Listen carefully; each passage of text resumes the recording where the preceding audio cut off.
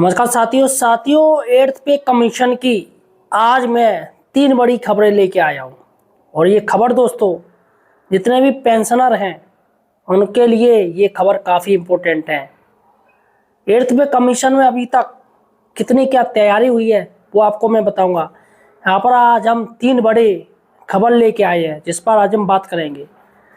देखिएगा दोस्तों, सबसे बड़ी खबर है मार्च 2026 के महीने में पेंशन नहीं आएगी। मार्च वाली जो पेंशन वो आपको नहीं मिलेगी, लेकिन एरियर का भुगतान शुरू हो चुका है और 2,27,894 रुपये आए, प्लस जितने भी कर्मचारी उनकी छुट्टियां रद्द हो गई। जी हाँ दोस्तों, पहली बड़ी खबर। दूसरी बड़ी खबर है दोस्तों, एट्थ पे कमीशन कमेटी की चेयरपर्सन जस्टिस रंजना प्रकाश देसाई का 8 CPC रिपोर्ट वायरल हो रही है। एक उनका बयान है जो आपको सुनना चाहिए, जिनका काफ़ी वायरल हो रहा है।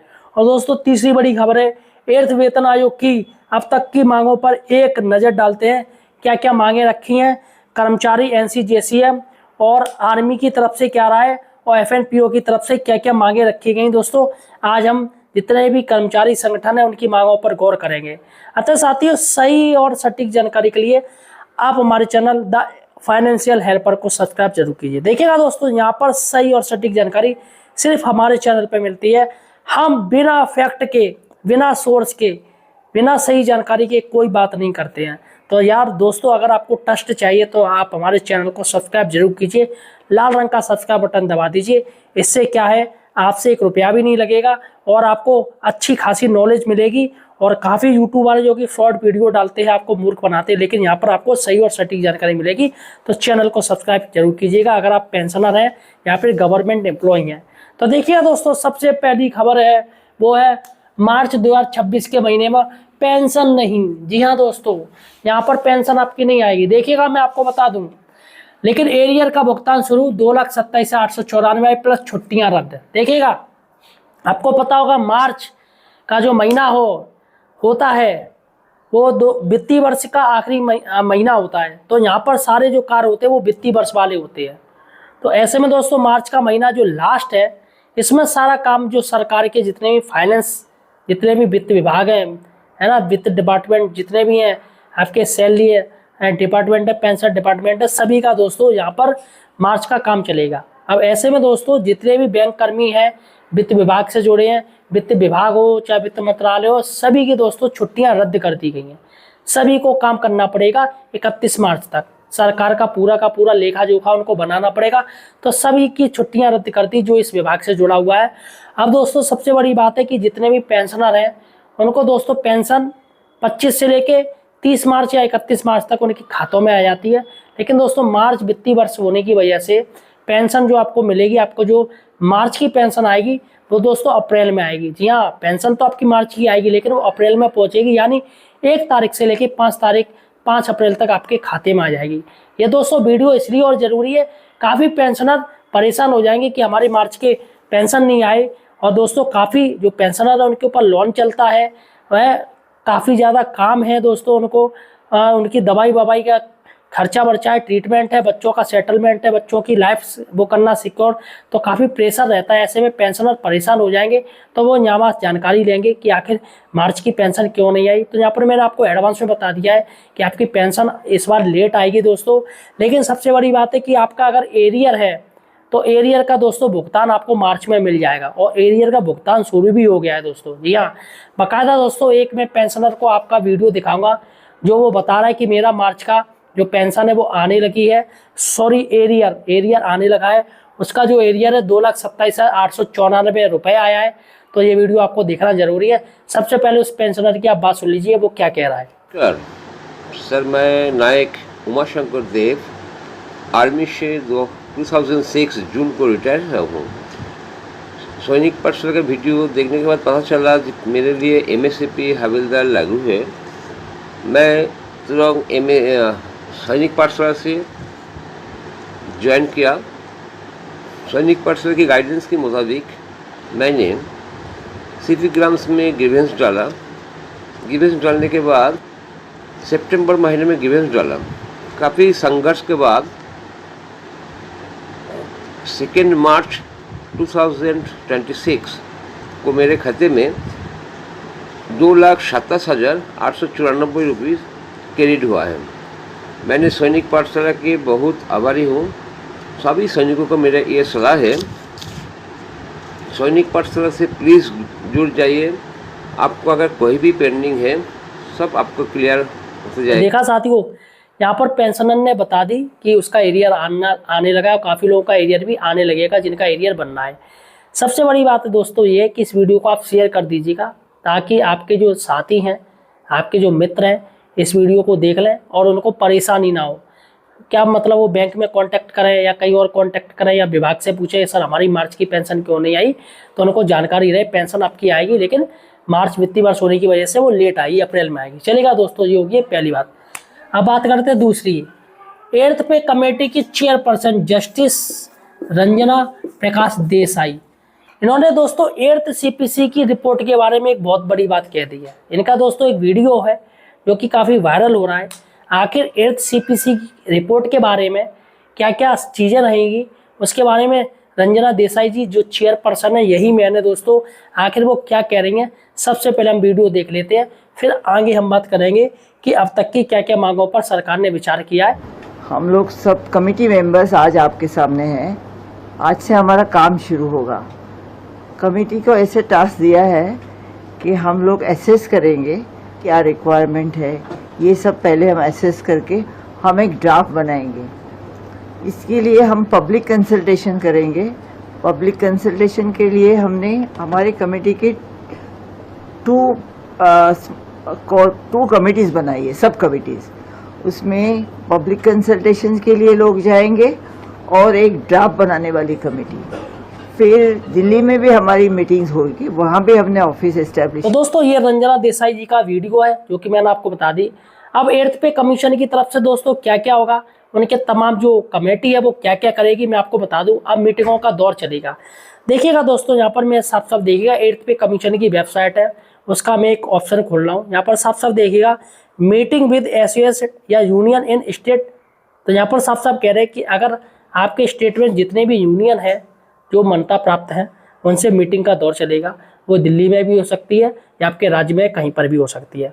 Meeting with association union in Delhi, अब यहाँ पर दिल्ली की भी बात हो रही है कि एक मीटिंग आपके स्टेट में चलेगी और दूसरी चलेगी आपके दिल्ली में, जो केंद्र है। यानी कि पहला जो मीटिंग होगी वो आपके स्टेट में रहेगी, कहीं पर भी हो सकती है स्टेट में, और दूसरी जो मीटिंग है वो रहेगी दिल्ली में। मीटिंग विद मिनिस्ट्री डिपार्टमेंट, उसके बाद दिल्ली की मीटिंग होने के बाद फिर मीटिंग होगी एक मिनिस्ट्री, जो इनका मिनिस्ट्री है, जितने भी विभाग हैं उनकी मिनिस्ट्री से बात होगी, डिपार्टमेंट से बात होगी। और दोस्तों फिर है स्टेट यूटी विजिट। तो यहाँ पर जो स्टेट है, राज्य है, वहाँ पर ये आयोग की टीम जाएगी और देखेगी क्या स्थिति चल रही है, क्योंकि यहाँ पर हर राज्य के अलग अलग उनके प्रॉब्लम है, हर राज्य की अलग अलग मांग है। तो उसको दोस्तों ये केंद्रीय जो मीटिंग है दोस्तों, जो कमेटी है 8th CPC कमेटी है, वो स्टेट में जाके देखेगी क्या इन्होंने जो मांग रखी है क्या रियल में वो मांगने लायक है या नहीं है। अब दोस्तों तीसरी सबसे बड़ी बात है वो है 8th पे वेतन आयोग की अब तक की मांगों पर एक नज़र डालते हैं कि आखिर कौन कौन सी मांगें अभी तक मानी गई हैं दोस्तों, और क्या क्या वो मांगें मैं आपको बताने जा रहा हूँ। तो दोस्तों यहाँ पर देखिएगा जो डिमांड है दोस्तों, यहाँ पर JCM NCJCM जो स्टाफ की तरफ से दोस्तों वो यहाँ पर मांगे मेंशन की गई हैं। दूसरा आर्मी पे कमीशन सेल की तरफ से, और तीसरा FNPO। तो यहाँ पर मैं आपको मांगे दिखा रहा हूँ 8th पे कमीशन में जो मांगे रखी गई हैं और इन्होंने क्या जवाब दिया है। JCM NCJCM स्टाफ की तरफ से, जिसके शिव गोपाल मिश्रा जी हैं अध्यक्ष है। आर्मी पे कमीशन सेल है, उनकी तरफ से क्या क्या मांगे उन्होंने कही है, और FNPO की तरफ से। देखिएगा सबसे पहले बेसिक पे, तो JCM की तरफ स्टाफ मीटिंग दोस्तों इन्होंने कोई मेंशन नहीं की है, इन्होंने कोई मांग नहीं करी है बेसिक पे। और आर्मी पे कमीशन सेल ने भी कोई मेंशन नहीं करी है मांग, यानी बेसिक पे को लेकर कोई बात नहीं कही। लेकिन दोस्तों FNPO की तरफ से 54,000 रुपये बेसिक पे की मांग की गई। यानी कि अगर लेवल 1 में एक चपरासी है जिसका दोस्तों बेसिक पे 18,000 रुपये है, तो ओबियसली जो फिटमेंट फैक्टर है वो 3 का फिटमेंट फैक्टर हो रहा है, क्योंकि 18 × 3 18 3 54, तो 54,000 यहाँ पर 3 की फिटमेंट फैक्टर की बात की गई है। तो FNPO की तरफ से 54,000। उसके बाद है दोस्तों family unit. Family unit staff JCM ने 3.6 की फैमिली यूनिट मांग करी है, जो मुझे लग रहा है बहुत कम है, क्योंकि करीब 4.6 की या 5 की तो मांग होनी चाहिए। यहाँ पर दोस्तों आर्मी पे कमीशन सेल की तरफ से नोट मेंशन है, कोई मांग नहीं है, और एफएनपीओ की तरफ से है वो 5, ये सबसे बेहतर मुझे लगी 5। एफएनपीओ ने जो मांगे रखी हैं वो काबिल तारीफ है और रियल में यही मांगे होनी चाहिए। तो यहाँ पर 5 फैमिली यूनिट की मांग की गई है, जो कि जरूरी है। उसके बाद है दोस्तों फिटमेंट फैक्टर, तो यहाँ पर जेसीएम की तरफ से नोट मेंशन अभी मेंशन नहीं हुई है, ऐसी आर्मी पे कमीशन सेल की तरफ से कोई मेंशन नहीं हुई है। और यहाँ पे एफएनपीओ की तरफ से जो मांग की गई है वो की गई है 3 से लेके 3.25 की, जो रियल में दोस्तों ये जरूरत है। तो यहाँ पर एफएनपीओ ने अपनी सारी मांगे क्लियर रखी हैं, जबकि आर्मी की तरफ से और जेसीएम स्टाफ की तरफ से अभी मांगों को टाल दिया गया है। देखिएगा और क्या मांगे हैं। पे मैट्रिक्स की दोस्तों बात करें तो यहाँ पर इन्होंने नो करी, जेसीएम वालों ने, आर्मी पे वालों ने नो करी, और यहाँ पे एफएनपीओ की तरफ से यस कहा गया है कि आप पे मैट्रिक्स रखिएगा। उसके बाद दोस्तों एनुअल इंक्रीजमेंट, जो एनुअल इंक्रीमेंट है दोस्तों यहाँ पर इन्होंने ना कहा है, इन्होंने भी अभी कोई जवाब नहीं दिया, नो है। और यहाँ पर एफएनपीओ की तरफ से 7% इंक्रीमेंट की मांग की गई है सालाना। और एमएससीपी सजेशन दोस्तों बात करें तो यहाँ पर यस कहा है, लेकिन अभी इसका क्राइटेरिया नहीं बताया है जेसीएम की तरफ से। और यहाँ पर आर्मी पे कमीशन सेल की तरफ से 6, 12, 18 की दोस्तों बात की गई है। और यहाँ पर एफएनपीओ की तरफ से उन्होंने और ज़्यादा मांग करी है, 6, 12, 18 और 24 और 30 की मांग की गई दोस्तों, जो कि काफ़ी ज़्यादा है। उसके बाद है 50% डीएमर्ज, जो सबसे ज़्यादा मांग हो रही है, जितने भी कर्मचारी हैं, पेंशनर हैं। तो यहाँ पर जेसीएम की तरफ से यस कहा गया है, बिल्कुल मर्ज कीजिएगा, लेकिन आर्मी पे कमीशन सेल की तरफ से ना कह दिया गया कि नहीं इसमें आप मर्ज मत कीजिए, और एफएनपीओ की तरफ से यस कहा गया है कि आप मर्ज कीजिए। उसके बाद है दोस्तों डेट ऑफ इफेक्ट, तो यहाँ पर जेसीएम की तरफ से कहा गया है यस बिल्कुल होना चाहिए, इफेक्ट होना चाहिए, क्योंकि ये ज्वाइनिंग का मैटर रहता है दोस्तों। काफ़ी लोगों की ज्वाइनिंग 8th पे कमीशन के बाद या उसके लगते होते, तो यहाँ पर दोस्तों उनको फ़ायदा नहीं मिलता, लाभ नहीं मिलता, जबकि ये गलत है। तो यहाँ पर डेट ऑफ इफेक्ट का भी रखा गया है। काफ़ी पेंशनर है दोस्तों जो रिटायरमेंट हो जाएंगे और कायदे में अब रिटायरमेंट होने जा रहे हो, जबकि जब 8th पे कमीशन लागू होगा वो लेट होगा, लेकिन कायदे में उनको लाभ मिलना चाहिए, क्योंकि 1 जनवरी 2026 से ये लागू होगा। लेकिन जब लागू किया जाएगा तो जो पेंशन अभी रिटायरमेंट हो रहे हैं तो उनको 8th पे कमीशन का लाभ नहीं दिया जाएगा, क्योंकि उनका पेंशन है वो बढ़ेगी दोस्तों, फिटमेंट फैक्टर के अनुसार बढ़ेगी। तो यहाँ पर यही कहा जा रहा है कि डेट ऑफ इफेक्ट असर होना चाहिए, तो बिल्कुल होना चाहिए यस। आर्मी पे कमीशन की तरफ से नो कहा गया है, और जबकि एफएनपीओ की तरफ से यस कहा गया है। उसके बाद है दोस्तों अलाउंसमेंट इंक्रीमेंट की बात करें, जो भी आपके अलाउंसमेंट मिलते हैं, जैसे एचआरए हो गया, ट्रांसपोर्ट हो गया, अलाउंस हो गया, रिस्क हो गया, एनआई ड्यूटी हो गया, तो ये अलाउंस है दोस्तों। जैसे इसमें रिस्क हो गया, एनआई ड्यूटी हो गया, ट्रांसपोर्ट अलाउंस हो गया, एचआरए हो गया, और डेली बेसिस पर हो गया। तो यहाँ पर ये यस है, ये भी यस है और ये भी यस है, तीनों ने दोस्तों अलाउंसमेंट के मामले में यस यस कही है। अब दोस्तों मैं आपको ग्राफ एक बता रहा हूँ कि एफएनओपीओ की तरफ से ये इंक्रीमेंट ग्राफ जारी किया गया है कि आखिर कितना फिटमेंट फैक्टर होना चाहिए और कितना ग्राफ होना चाहिए। देखिएगा दोस्तों यहाँ पर ग्राफ दिया है, इन्होंने लेवल भी पूरे किए, इन्होंने लेवल 1 से लेकर 18 तक का पूरा रखा है। देखिएगा साइड से ये ग्राफ चल रहा है पूरा, और यहाँ पर दोस्तों इंडेक्स भी इन्होंने बनाया है कि जो फिटमेंट फैक्टर अगर इतना रखा है तो कितना रहेगा, इतना देना चाहिए। जैसे बेसिक पे इन्होंने 54,000 की बात करी है, यहाँ पर साफ साफ आ रहा है ना। तो ये सारे लेवल 2 को कितना मिलना चाहिए, 59,700 मिलना चाहिए लेवल 2 में। लेवल 3 में 65,100 मिलना चाहिए। लेवल 4 वालों को 76,500 मिलना चाहिए बेसिक पे। लेवल 5 वाले को 87,600 मिलना चाहिए। लेवल 6 वाले को 1,08,000 मिलने चाहिए। लेवल 7 वालों को 1,37,000 मिलना चाहिए। तो यहाँ पर दोस्तों ये लेवल का ये बाकायदा फिटमेंट फैक्टर इन्होंने लगाया है। कहीं पर इन्होंने 3 रखा है, कहीं पर 3.05 रखा है, कहीं पर 3.1 रखा है, कहीं पर दोस्तों 3.05 रखा है। यानी कि इन्होंने जो फिटमेंट फैक्टर दोस्तों जैसे जैसे ये लेवल बढ़ाते गए हैं वहाँ पर ये इन्होंने ऊपर नीचे फिटमेंट फैक्टर रखा है, यानी कि 3 से ऊपर ही रखा है दोस्तों। तो लेवल कौन सा इन्होंने फिटमेंट फैक्टर पूरा इंडेक्स देख लीजिए। तो दोस्तों ये तमाम मांगे हैं जो कि सरकार से ये जो बैठक हुई थी अभी 25 तारीख को दोस्तों, उनमें ये मांगे रखी गई थी। अब 10 मार्च को भी दोस्तों एक बैठक है, देखते क्या होता है।